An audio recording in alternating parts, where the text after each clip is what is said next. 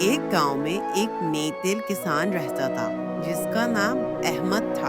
احمد اپنی ایمانداری اور پرہیزگاری کے لیے مشہور تھا۔ وہ ہمیشہ اللہ پر بھروسہ کرتا اور اپنی زندگی اللہ کی رضا کے مطابق گزارنے کی کوشش کرتا۔ ایک دن احمد کے گاؤں میں سخت قحط پڑ گیا۔ زمین سوکھ گئی، فصلیں خراب ہو گئیں اور لوگوں کے پاس کھانے کے لیے کچھ بھی نہ بچا۔ احمد کے پاس جو تھوڑا بہت اناج بچا تھا، اس سے وہ اپنی اور اپنے بچوں کی ضروریات پوری کر رہا تھا۔ ایک رات احمد کے دروازے پر دستک ہوئی۔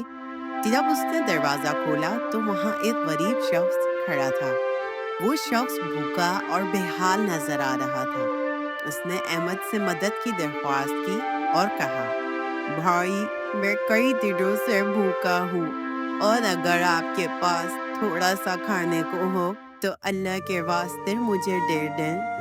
احمد نے اپنی بیوی سے مشورہ کیا۔ بیوی نے کہا، ہمارے پاس بھی تھوڑا ہی اناج ہے، لیکن اگر اللہ کی راہ میں ہم دیں گے تو وہ ہمیں ضرور اور عطا کرے گا۔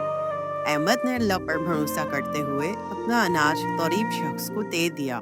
اس کے بچے بھوک سے پریشان تھے، لیکن احمد نے انہیں سمجھایا کہ اللہ ہمیں آزماتا ہے اور ہمیں صبر کرنا چاہیے۔ اگلی صبح جب احمد اپنے کھیت میں گیا تو حیرت کا ایک عجیب منظر دیکھا۔ قحط زدہ زمین میں اچانک ہریالی چھا گئی تھی۔ اس کے کھیت میں پھل اور سبزیاں ایسے اگ گئیں جیسے وہاں کبھی قحط آیا ہی نہ ہو۔ یہ دیکھ کر احمد نے سجدہ شکر ادا کیا اور سمجھ گیا کہ یہ اللہ کی مدد اور اس کی رضا کی نشانی ہے۔ یہ کہانی ہمیں سکھاتی ہے کہ اللہ پر بھروسہ کرنا اور اس کی راہ میں دوسروں کی مدد کرنا کبھی ضائع نہیں جاتا۔ جو لوگ اللہ کی راہ میں خرچ کرتے ہیں، اللہ ان کے لیے زمین و آسمان کے خزانے کھول دیتا ہے۔